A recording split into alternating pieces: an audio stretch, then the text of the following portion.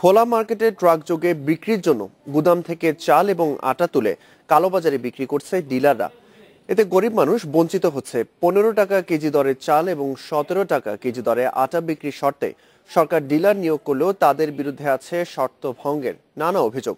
OMS কার্যক্রমের অনিয়ম এবং দুর্নীতি নিয়ে আমাদের বিশেষ প্রতিনিধি মাহবুব আলমের 3 পর্বের অনুসন্ধানী প্রতিবেদনের আজ প্রথম পর্ব থাকছে রাতের অন্ধকারে কালোবাজার।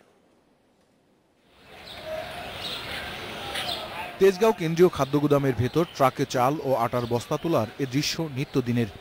ওএমএস কার্যক্রমের আওতায় চাল আটা বিক্রির জন্য নির্ধারিত ডিলাররা তোলেন এসব মালামাল। প্রত্যেক ডিলার 2 টন চাল ও 2 টন আটা তুলে স্বল্প আয়ের মানুষের কাছে বিক্রির জন্য নিয়ে যান নির্দিষ্ট স্পটে। কিন্তু এসব মালামালের কতটুকু পাচ্ছে গরিব মানুষ? 3 টাকা খাড়া থেকে বেড়ে গেছে গা, চাল দেওয়া হবে না, কিন্তু আটা বিক্রি করে তো সেই চাললে কই যায়। সরকার যাদের হাতে স্বল্প মূল্যে চাল আটা তুলে দিতে ওএমএস কার্যক্রম চালু করেছে, সেই গরিব মানুষের কাছেই যদি না পৌঁছায় তাহলে কোথায় যায় এসব মালামাল? 5টার পর থেকে গাড়ি যেতেই থাকে সিরিয়ালে। আমরা এখানে পয়সা দেখি, এটাও আমরা বলিও করে তোরা যে বাইরে বেচে লাস, তোকে তো বাইরে বেচার জন্য দেয় নাই, দিছে তো জনগণের লেগা। ক্লু ধরেই অনুসন্ধান শুরু। সকাল 9টা থেকে 5টা পর্যন্ত নির্ধারিত সময়ে বিক্রি কার্যক্রমের ওপর নজর রাখে ইন্ডিপেন্ডেন্ট টিম। বিক্রি শেষে রওনা হয় মালামাল বোঝাই ট্রাক। যাত্রাবাড়ি এলাকায় ব্যানার গুটিয়ে পোস্তা গোলায় বুড়িগঙ্গা সেতু পার হয়ে মাওয়া সড়ক ধরে চলতে থাকে ট্রাকটি। রাত 8:30টার দিকে ট্রাকটি থামে কেরানীগঞ্জের চুনকুটিয়ায়।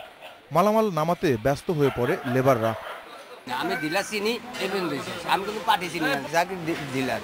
চালকের মোবাইল কথোপকথনের সূত্র ধরে অনুসন্ধানে বেরিয়ে এলো স্থানীয় চালের পাইকারি আড়ত আক্তার রাইস এজেন্সির মালিক আক্তার হোসেনই বড় কালোবাজারি। জাকির সহ অনেক ডিলারই তার কাছে ওএমএস এর চাল বিক্রি করে। ততক্ষণে দোকান গোডাউন বন্ধ করে লাপাত্তা আক্তারের শ্রমিক কর্মচারীরা, সাথে ট্রাক চালকও।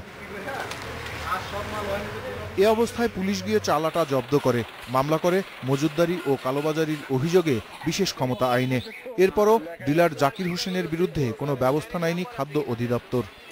যতটুকু শুনছি আমরা ওএমএস এর মাল গোডাউনে আমরা যে ম্যাজিস্ট্রেটের উপস্থিতিতে আইনগত ব্যবস্থা নেব। দৃশ্যপটে ক্ষমতাসীন দলের স্থানীয় নেতারা চলে আসায় কালোবাজারি আক্তারের রাজনৈতিক প্রভাবও স্পষ্ট হয়ে ওঠে। তারা পুলিশ ও মিডিয়া ম্যানেজের চেষ্টাও চালান।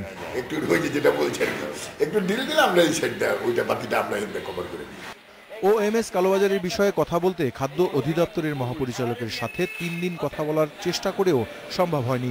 2 দিন ব্যস্ততার অজুহাত দেখালেও তৃতীয় দিন ক্যামেরার সামনে কথা বলতে অপারগতা জানান তিনি। Mahbub Alam, independent news, Dhaka.